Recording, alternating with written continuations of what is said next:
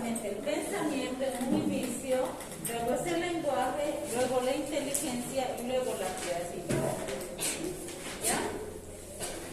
Cuando nosotros hablamos en función a lenguaje, ¿qué entendemos nosotros por lenguaje?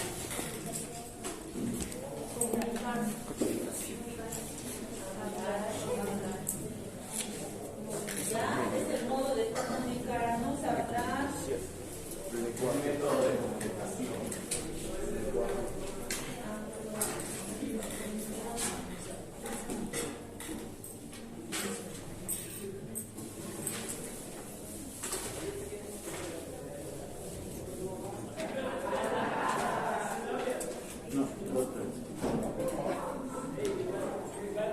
Cuando hablamos nosotros jóvenes de lenguaje hace referencia a una característica que nosotros tenemos como seres humanos.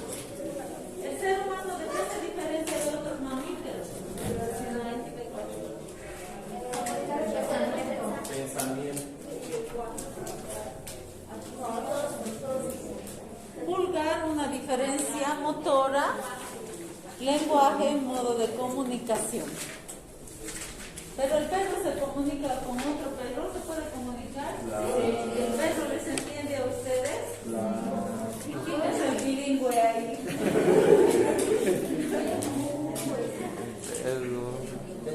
Es como para cuestionarse. Yo creo que, bueno, hay que ver qué es lo que pasa.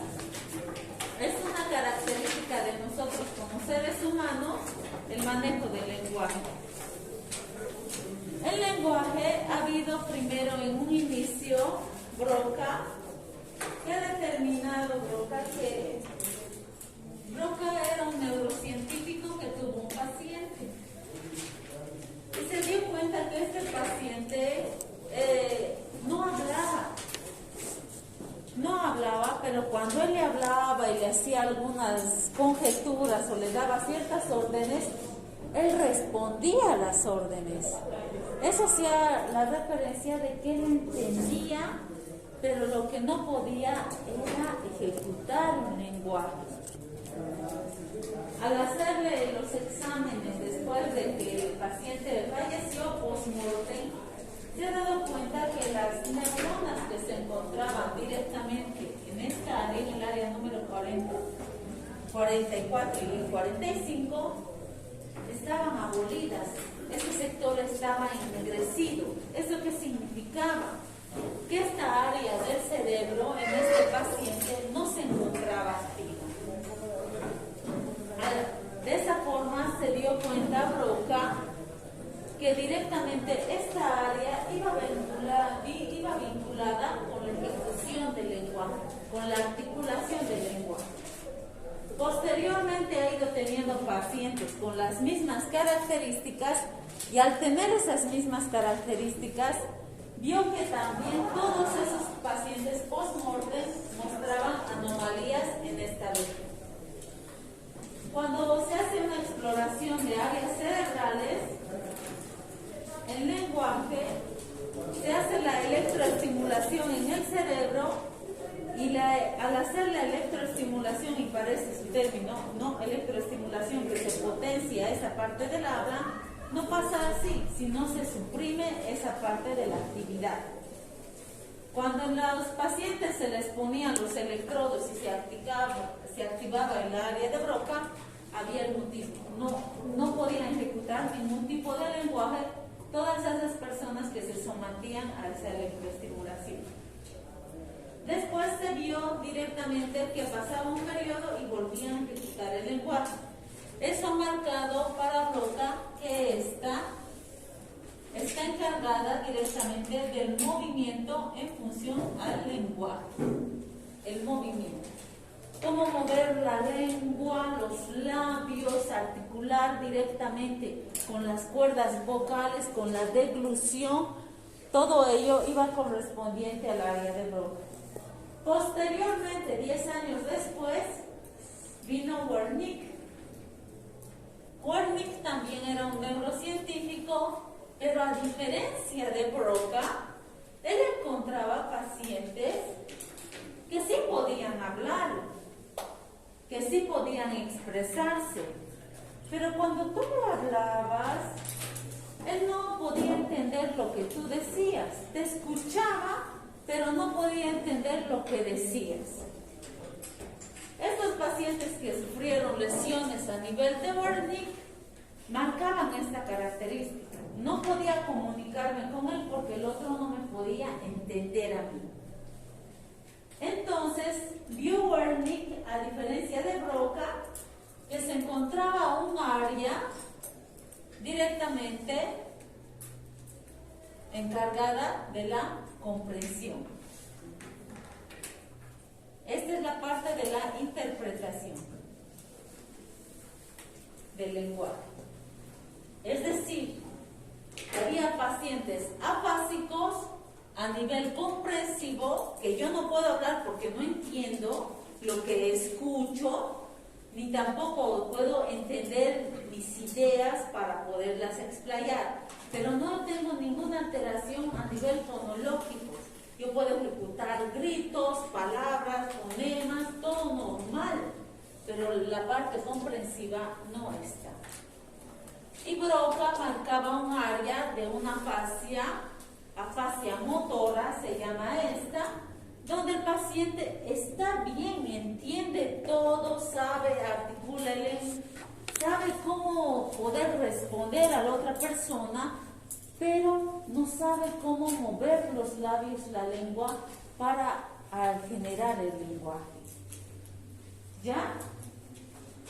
Y cuando se siguió explorando esta zona, se vio un fascículo, que es el fascículo arqueado, que se dio en conexión del área de Wernicke y el área de Broca.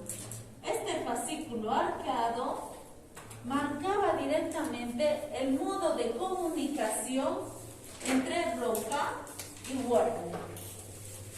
Los pacientes que tenían alteraciones a nivel del fascículo arqueado son pacientes que sí entienden, pacientes que sí hablan con cierta limitación y entendimiento con cierta limitación, pero la característica que muestra mayormente el que tiene alteración a nivel del fascículo arqueado, que es el puente de comunicación de estos dos, es la repetición. No puede ejecutar repeticiones. Tú le dices, a ver, di lo mismo que yo. Hola, ¿cómo estás? No puede generar el proceso repetitivo.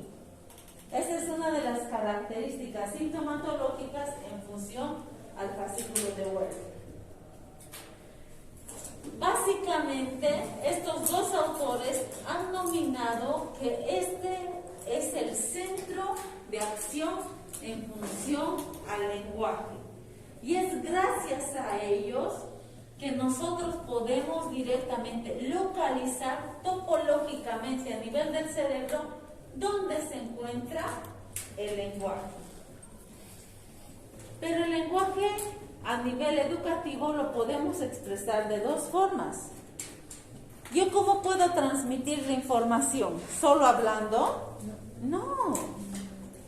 Hay una característica que nosotros hacemos que es la escritura. Lo que yo pienso, lo que yo quiero decir, lo puedo escribir y repasa esa información a la otra persona y el otro puede recolectar esa información. Entonces, el lenguaje no solo tiene que ver con la parte oral, sino también tiene que ver con la parte escrita. La comunicación es parte escritura y parte lenguaje. Porque supóngase, yo le escribo, ya bueno, ¿qué significa? Está enojada. ¿Cómo sé que está enojada? O le mando una manita arribita. Algo ha pasado, ¿qué he dicho? Sabemos por medio de la escritura la transmisión del lenguaje. ¿A quién no le ha pasado que leyendo un libro, directamente ustedes pueden imaginarse en el contexto y ponerse a llorar o reír con el libro? Porque es un transmisor comunicativo. Para esto hay que ver la lectura y la parte escrita.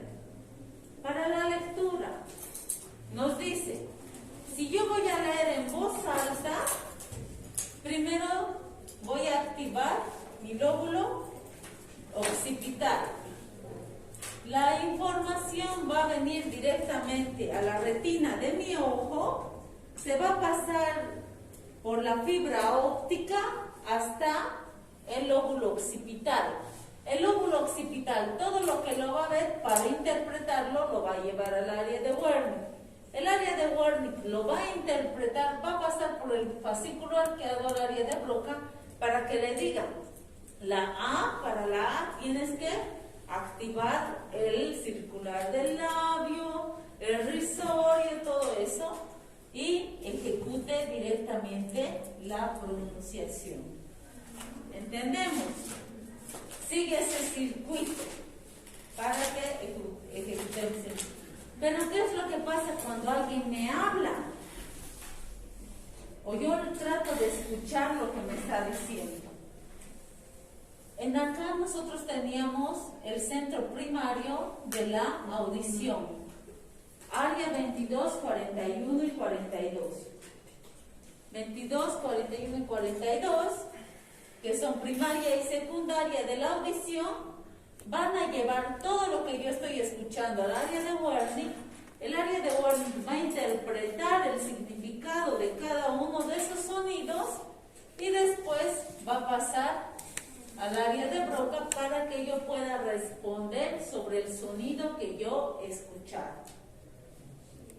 Ese es el mecanismo de comunicación en el cual nos basamos cuando nosotros activamos audición y activamos visual. ¿Entendemos?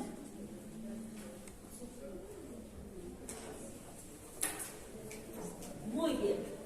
Sabiendo estas bases, vamos a entrar en materia. Cuando nosotros hablamos del lenguaje, por eso les decía, es la capacidad de ejecutar la palabra y ejecutar la escritura. ¿Por qué nosotros efectuamos eso? Porque gracias a ello, nosotros vamos a aprender directamente a que transfiramos conocimiento, significado de las cosas. Yo no agarro esto y le voy a llamar forúnculo a esto. No, ya sé que es una gorra. Ya tiene nombre, ya tiene algo con lo que yo lo pueda identificar. Ese nombre hace que yo sepa qué es. Cuando les dije ¿quién sabe cómo es un elefante? Han levantado todos los manos, se han imaginado al elefante. Pero ¿quiénes lo han visto al elefante? Recién los únicos que lo han visto de forma directa eran 4 o 5 personas. Pero todos sabían cómo era el elefante. Que ha sido la escritura y el habla donde se ha transmitido ese tipo de conocimiento. Nosotros transmitimos por eso conocimiento por este medio. La comprensión, la formulación de ideas, el empleo de estímulos verbales y también el estímulo de sonidos son parte de la función del lenguaje. Nuestro primer pico de lenguaje va a ser hasta los 4 años, jóvenes. El niño aprende en un inicio a nivel psicomotor. Todo es movimiento, todo lo que aprende en movimiento. Si yo veo que el niño observa y sabe dónde están las cosas, explora y pone las cosas, yo digo, es un niño inteligente, por cómo se mueve. Pero después de los 2 años, para los 4 años, él tiene que mostrar una inteligencia en función al lenguaje. Conocer palabras, en un inicio hasta los 1 año es repetición de sonidos, fonemas, por eso mamá, mamá. No necesitas tanto esfuerzo oral para decir mamá. Por eso la primera palabra casi del niño es mamá o papá. Porque son sonidos que no ejecutan mucho esfuerzo a nivel oral. Tú, papá, dices, quiere decir papá, papá. Le das forma al sonido. Entonces ejecuta la pronunciación. Y eso de, digamos, aprender a hablar a los 2 años, 1 año y medio tal vez, puede ser, digamos, cuando tarda en hablar, puede ser genético. Puede ser genético. Jóvenes, algo tenemos que tomar en cuenta y mucho la parte neurológica también marca esta situación. Tenemos estándares, pero hay personas que salen del estándar. ¿Entendemos? Y eso no significa que hay límite a nivel cerebral en esas personas. ¿Qué es lo que pasaba con Albert Einstein? Los datos que se tienen en Albert Einstein dicen, hablaba a los 4 años. No, a los 4 años apenas podía ejecutar 15 palabras claras. No era que tenía un dominio del lenguaje. Él ha terminado de dominar su lenguaje hasta los 7 años. Por eso esto de va y ven, articular oraciones largas, todo eso lo efectuó así. Y por eso todos decían, no, sale del estándar. Este va a ser un niño tontito, que todo eso. ¿Y a dónde llegó? Hay un neurocirujano que me encanta, donde él dice, no le puedes enseñar algo a un niño si su cerebro no está listo para eso. Hay niños que desarrollan su cerebro no de una forma regular. Las conexiones y las áreas cerebrales no están preparadas para el estándar de ese tiempo. Y así que hay que respetar eso, hay que marcarlo. ¿Cuándo yo me tengo que asustar en estos niños? Cuando por lo menos no hay intento de lenguaje, no hay comprensión. Si yo le digo, dame, así, o no intenta expresarse conmigo, por lo menos por medio de acciones, comida, o si no, lo que sea, o señalándome las cosas, es ahí donde yo me tengo que preocupar y puedo decir, sí, hay alteración en el lenguaje, porque me está mostrando una falla central, acá. Pero si el niño se expresa con cuerpo, señalando cosas, y tiene un lenguaje primario que es por medio de sonido, como si estuviera dando, como si fuera su propio lenguaje, está practicando, está moviendo toda la parte oral y la está tratando de fortalecer según el mecanismo que él tiene. Cuando está así, solo tengo que direccionar y acentuar. Pronunciación. Muy bien. Solo cuando no comprende la orden y vemos que realmente no existe atención, ir a este. Si este está bien, si puede ver, pero no me hace caso, ver este. Audición. Me escucha, suelto un cuaderno aquí fuerte y no hace esto. Le llamo por su nombre y no gira la cabeza. También me tengo que asustar porque me dice que él no está desarrollando lenguaje por la parte auditiva. Es la parte auditiva la que le está limitando. Pues entonces, Wernicke y Broca marcaron los primeros principios neuroanatómicos del lenguaje. Y aquí se ha descubierto el fascículo arqueado. Los monos macaco jóvenes tienen casi nuestra misma neuroanatomía cerebral. ¿Por qué se ha derrocado un poco la teoría del fascículo arqueado? Porque directamente estos monos macaco no presentaban un fascículo arqueado en función al lenguaje. Con la tecnología en avance que nosotros tenemos, hemos visto que por la neuroimagen no se marca solo este modo de comunicación cuando ejecutamos lenguaje, sino hay más centros y más áreas cerebrales que se activan. Es decir, Broca se prende, el área número 4 se prende porque aquí estaba la motora primaria, donde estaba la lengua, la boca, para su activación. Se marca diferentes áreas cerebrales y es una conexión que no tiene principio ni fin, no se le puede delimitar. Bajo esa circunstancia y viendo que la clasificación en afases pueden ir bajo estas 3 funciones, por eso se mantiene aún la teoría, a pesar de que se sabe que no es el mecanismo actual de comunicación. ¿Entendemos? Siempre en los libros van a ver esto como los centros del lenguaje, pero estos no son centros fidedignos del lenguaje. Se ha visto en la actualidad que se enciende gran parte de todo el cerebro cuando se ejecuta un lenguaje. Como no hay principio y fin de ese modo de comunicación, la que explica la clasificación de afasias es esta teoría, por eso se sustenta aún esta teoría hasta que se pula la otra. ¿Ya?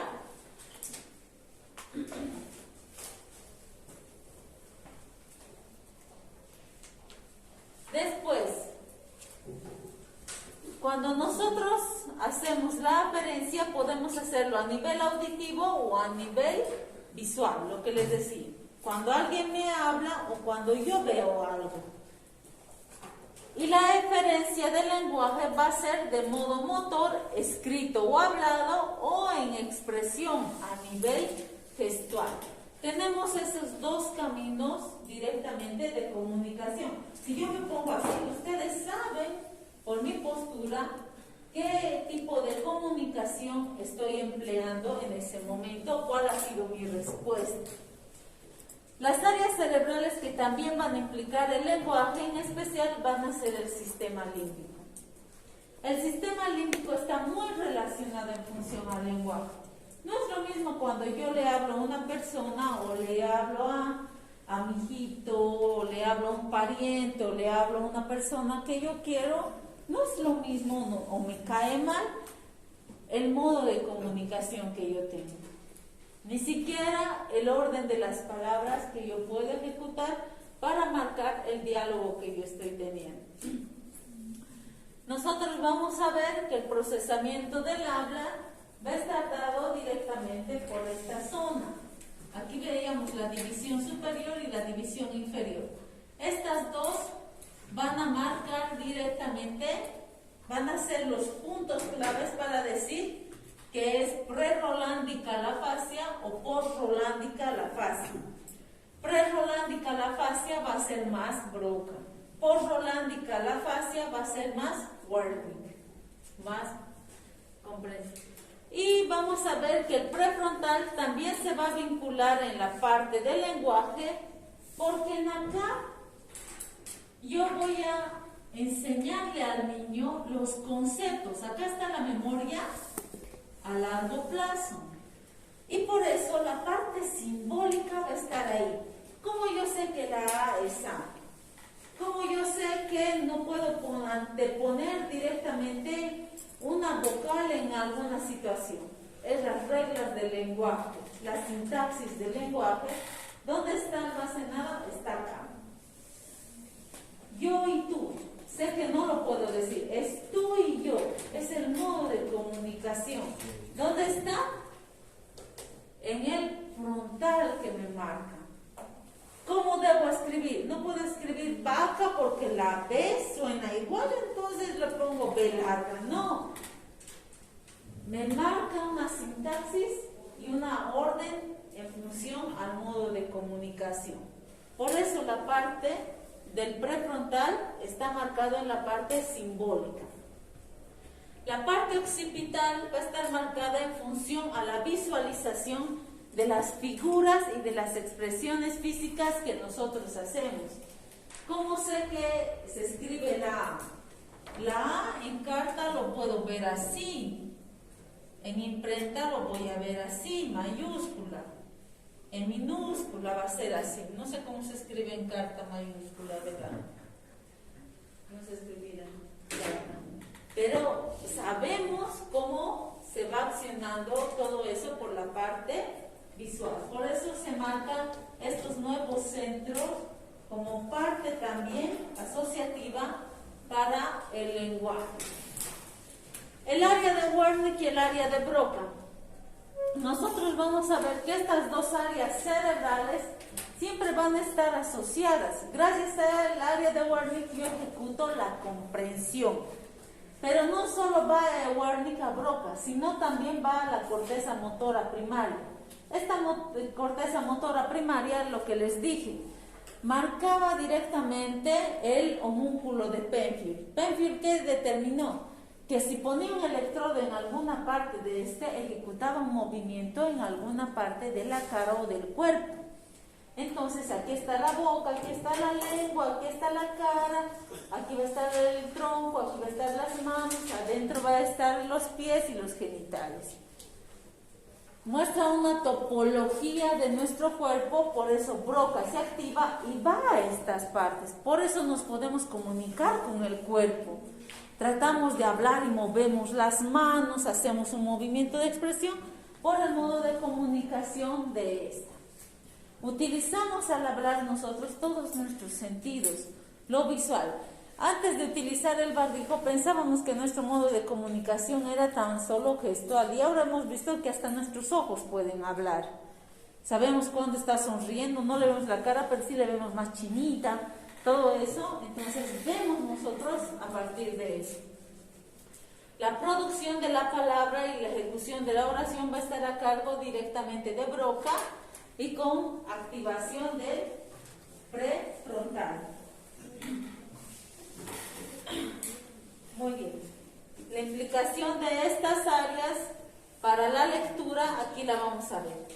Visualiza, va Wernicke, que interpreta, fascículo arqueado, va Broca, y luego va a la motora primaria para que yo lea la palabra. Como por ejemplo, áreas implicadas en la lectura de voz alta. Que he utilizado mi visual, mi retina, ha mandado por la fibra óptica al lóbulo occipital. Se ha interpretado en acá áreas al fascículo arqueado para que yo diga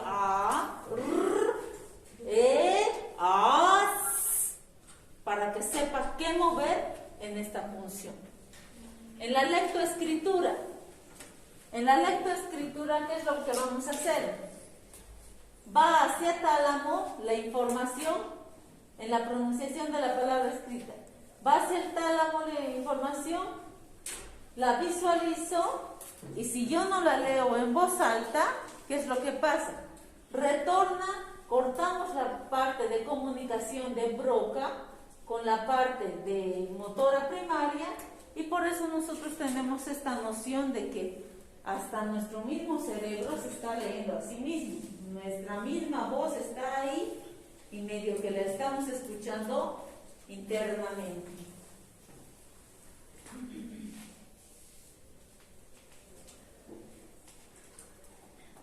El modelo del doble flujo. Visual, Wernicke, cuando yo veo directamente una imagen. Cuando yo veo directamente algo, veo un dibujo, al ver el dibujo activo occipital y lo interpreto. Es un corazón. Ya sé que es por medio de lo visual. A la parte auditiva. A la parte auditiva voy y directamente hago la interpretación de esa palabra. En la parte oída. Después, los hemisferios cerebrales. Ambos hemisferios cerebrales hemos visto que tienen ciertas características en función a las peculiaridades de personalidad de cada uno. Uno es más analítico y el otro es directamente más integrador, más emocional, más generalizado, global, y el otro es más lineal, más rectificado y todo ello. En función al lenguaje, ambos hemisferios van a trabajar también de forma diferente. ¿Por qué? El hemisferio izquierdo se va a encargar directamente de toda la semántica de la oración. Es decir, de cómo lo escribo, cómo van a estar las palabras, cómo tienen que ser pronunciadas las palabras. Por eso no se dice pollo, se dice pollo, y te hacen repetir hasta que vayas articulando bien la palabra. ¿Quién se encarga de eso? Directamente la parte semántica del hemisferio izquierdo. Y la prosodia va a ser dada directamente por el hemisferio derecho. Es decir, ¿cómo yo lo voy a decir? ¿Qué emoción le voy a poner a la palabra? ¿Cómo voy a hacerla denotar? Una misma oración dicha a nivel semántico de forma lineal, igual, la prosodia le puede dar dos significados. Me caes medio mal. Te da otra interpretación.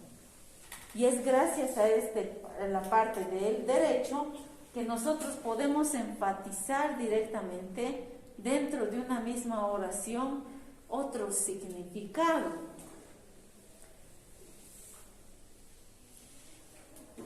Es gracias a esta que también existe el humor que nosotros vemos. Este va a ser un procesamiento secuencial, es decir, lo que es lo que es. Y mayormente vamos a ver ciertas patologías que se marcan en un lenguaje directamente semántico. Para el niño es un lenguaje inicial semántico. ¿Por qué? Si tú le dices al niño, de mi oreja saco dulces, el niño te cree que de la oreja sacas los dulces. Para él no es chiste.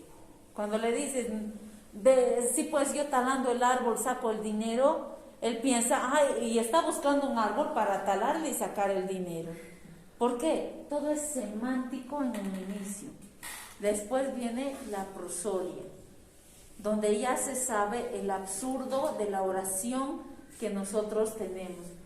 Por eso utilizamos términos globales. Cuando yo escucho un chiste o un humor, vamos a utilizar ciertos términos que se pueden dar en un lugar y en otro lugar y le cambia el significado, cambia el contexto.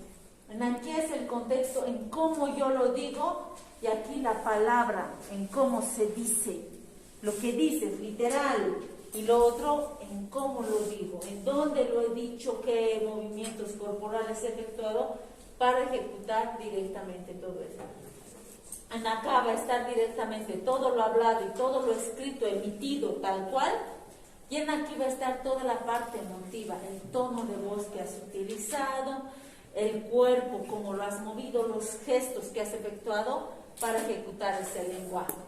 Toda la parte expresiva emocional es derecha y toda la literal lenguaje dominante va a estar en el lado izquierdo.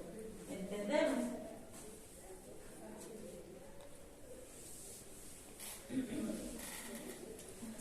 El lenguaje y el pensamiento. Lo que les dije ayer es que por medio del pensamiento, el pensamiento, ¿por qué está formado? Por rutinas conductuales, por metacomunicaciones que nosotros efectuamos, y el pensamiento tiene mucho que ver con lo que somos y con las memorias que tenemos, nuestra historia de vida y todo eso. Y nuestro lenguaje va a ser formado directamente con el pensamiento. Supóngase que si yo hablo de un concepto o una definición, solo en el modo en cómo yo me comunico en función al concepto, me marca directamente el tipo de pensamiento que yo llevo en función a ese concepto. Por medio del lenguaje, tú sabes cómo esa persona piensa en función a ese tema. ¿Entendemos? Es decir, si hablaremos, jóvenes, de las mentiras, y cada uno me dice qué piensa sobre la mentira, que todo eso sobre la traición y la mentira, me va a marcar un modo de pensamiento que ustedes van a tener en función al modo en cómo ustedes se van a expresar dentro del lenguaje. Vamos a ver que el lenguaje nos permite acceder también a cosas inexistentes. Por eso existen las partes filosóficas. Por eso vamos a ver nosotros que se pueden argumentar ciertas problemáticas en función al pensamiento que sobrepasan más allá de la realidad que nosotros estamos vivenciando. Vamos a ver que el pensamiento nos va a ayudar a que este lenguaje sea más enriquecido y sea más comprensivo. Exista mayor exactitud en lo que yo directamente voy a tratar de leer. La forma en cómo pienso va a marcar mi modalidad de lenguaje. Supóngase, no es lo mismo leer El Principito para un niño que leer el mismo libro El Principito para un adulto. ¿Por qué? Porque el pensamiento demarca ciertas connotaciones asociativas. Tú lees El Principito y te parece una lectura de un chiquito que vivía de un planeta y otro planeta, lo lees así en la infancia. Pero cuando lo lees en la edad adulta, asocias. Cada mundo es en el mundo, es en un área donde tú te expresas. Si te encierras en el trabajo, si vas más allá, todo eso te marca. Porque tienes una modalidad más avanzada en función a pensamiento. ¿Ya? Y si digamos, yo le pregunto, supóngase, tengo un problema y a nivel verbal le pregunto a una amiga mía, va a ser muy diferente cómo me responde la amiga en función cómo me responde una profesional. Supóngase, yo estoy pasando por un trance psicológico, depresivo, y mi amiga me responde de una forma. No, pero haz esto, haz lo otro. Va a ser muy diferente cuando yo voy a un profesional donde marca diferente tipología de pensamiento, porque mi amiga, todo eso me van a decir según su experiencia. Me han puesto el cuerno y ella, no, dale, que cómo vas a aguantar, porque ella también me ha puesto y eso le ha dolido. En función a su experiencia te la va a decir. Pero la otra persona te va a decir en función a su pensamiento. Es diferente.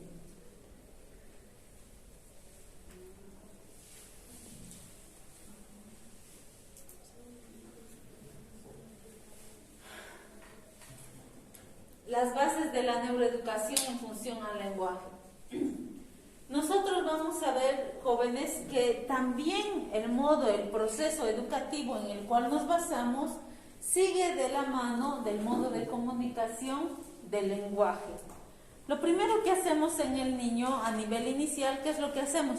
Les enseñamos con canciones, con movimientos, les enseñamos que es feliz, interpretar toda la parte comunicativa no verbal y comunicativa verbal, acentuar el lenguaje cantando y darle forma a este lenguaje con algo simbólico. Primero le enseño las vocales, después le enseño el alfabeto, después le enseño la comunicación monosílaba, después le enseño las palabras y le enseño a asociar esto con las palabras. La A de avión, de árbol, de todo así. Seguimos una secuencia para la transmisión de la información y el significado de cada una de las palabras que nosotros decimos. Cuando nosotros vemos fallas directamente en la ejecución de la articulación del lenguaje, lo primero que hay que ver, jóvenes, ¿hay comprensión? Si hay comprensión, perfecto. ¿Hay audición? Si hay audición, perfecto. Puede ser que solo el niño necesite estimulación. En el último curso de lenguaje que pasé, la doctora decía una situación.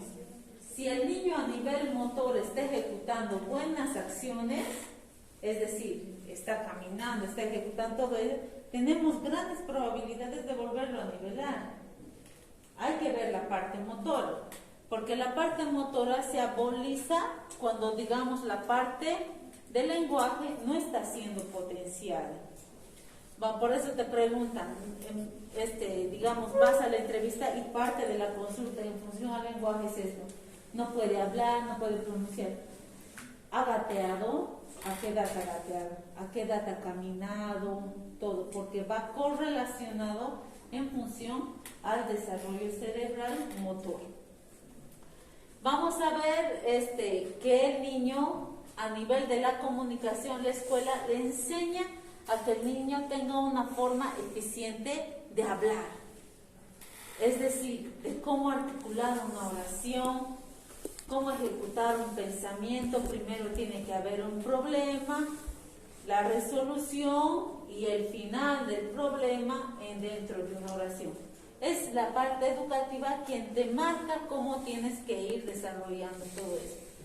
Y para efectuar una buena estimulación dentro de la parte comunicativa, tenemos que ver la vinculación en función a lo emocional. Como el profesor se relaciona con el estudiante. Hay que ver mucho eso. Vamos a ver algunos niños que no hablan, nada más porque le tienen miedo a la profesora. Y ese miedo algunas veces jóvenes lo arrastramos. O algunas veces cuando nosotros de niño hemos empezado a hablar, y yo empiezo a hablar del huevo, yo ayer he comido huevo, y el niño siempre lo que piensa se le sale. Y cállate, estoy hablando. Cuando haces eso, ¿qué haces? Suprimes esa conducta. Y en una edad adulta quiere decir algo, pero por ese mal recuerdo que tiene dentro de su etapa escolar, no la dice. Suprime ese pensamiento frente a algo que quería decir. Y le cuesta valor levantar la mano, dar una opinión directamente sobre una situación.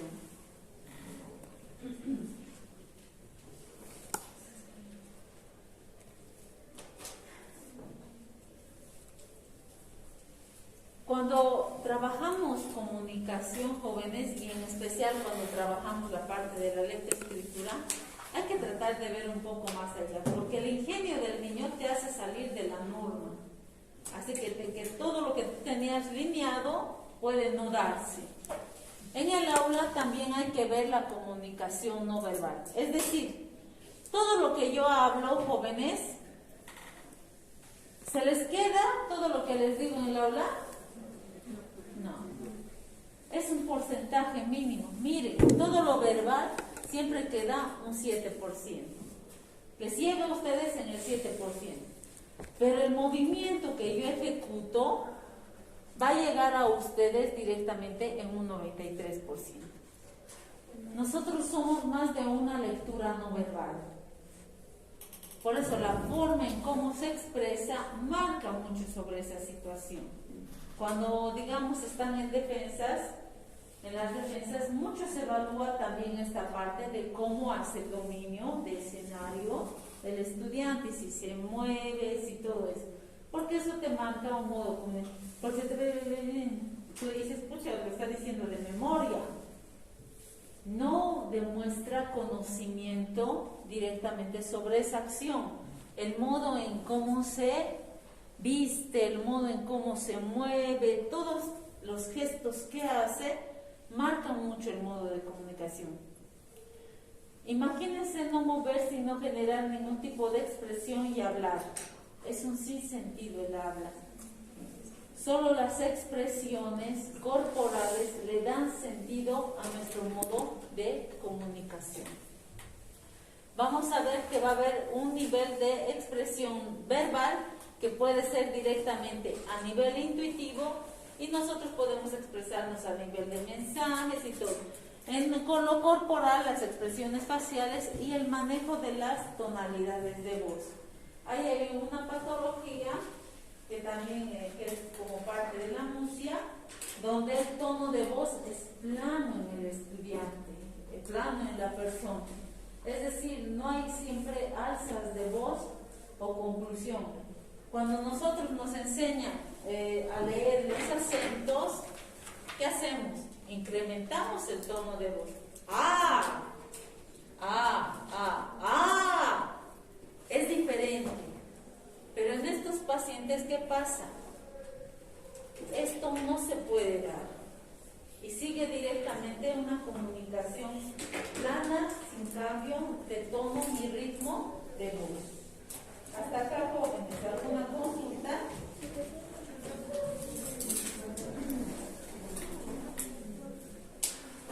El cambio de voz marca un factor de motivación y de interés en función al tema. Si una persona se pone aquí a hablar y les habla en un lenguaje plano, por eso les decía, se van a dormir. En el aula, por eso tiene que haber siempre cambios de voz para que no exista eso. Después, ¿qué tenemos que hacer? Con el movimiento. Parte de la teoría conductista, al verse que el 93% es comunicación no verbal, ¿qué es lo que se hace?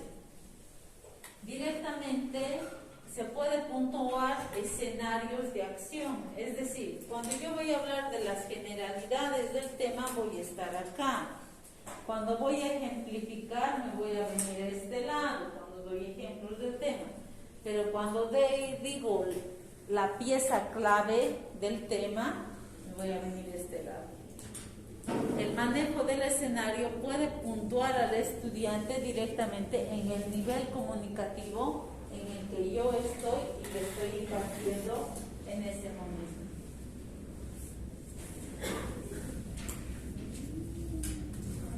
Jóvenes, después, lo que tenemos que controlar en la comunicación. Si digamos yo vengo aquí de sueño, voy bostezando a cada rato, ¿qué va a pasar?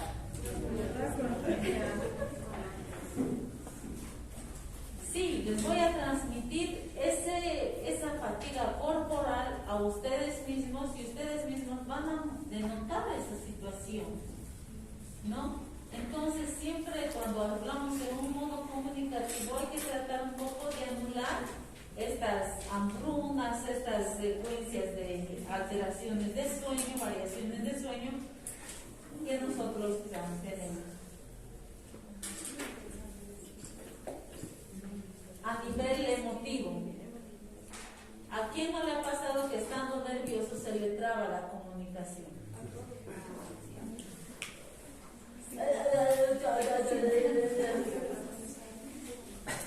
No nos salen las palabras.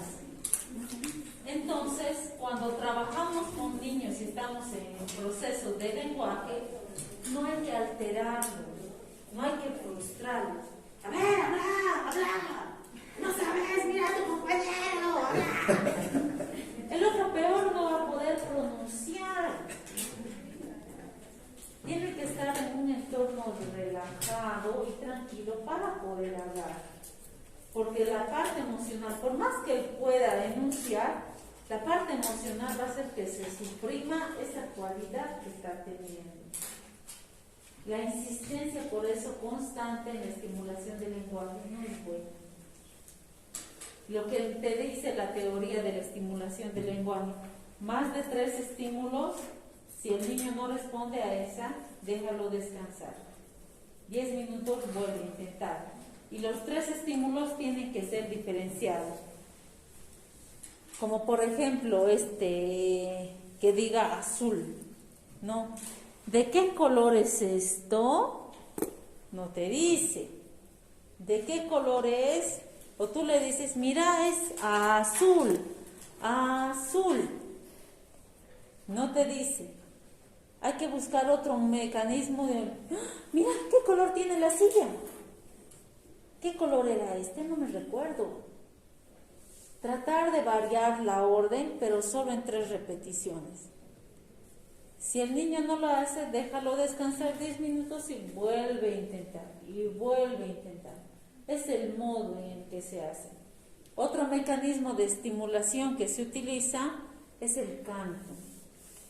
Porque en el canto es todo articulado, todo lineal. No hay fin de la oración.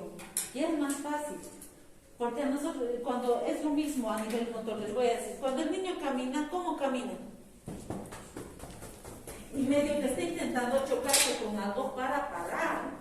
Porque no hay un freno, no hay un control directamente de su centro de gravedad. Porque para él lo que le va, control de movimiento es es el freno de la marcha. A nivel de lenguaje es lo mismo.